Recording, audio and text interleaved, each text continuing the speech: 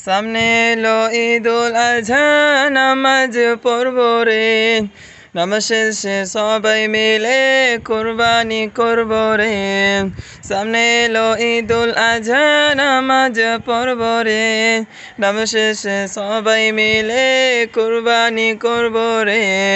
কেউ দেয় খাসি গরু কেউ দিতে পারে না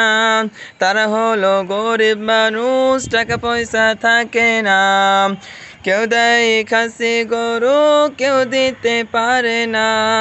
তারা হলো গরিব মানুষ টাকা পয়সা থাকে না প্রভু তুমি কবুল করো তাদেরই বাসনা কুরবানির লাগে তাদের হতভাগা কইরো না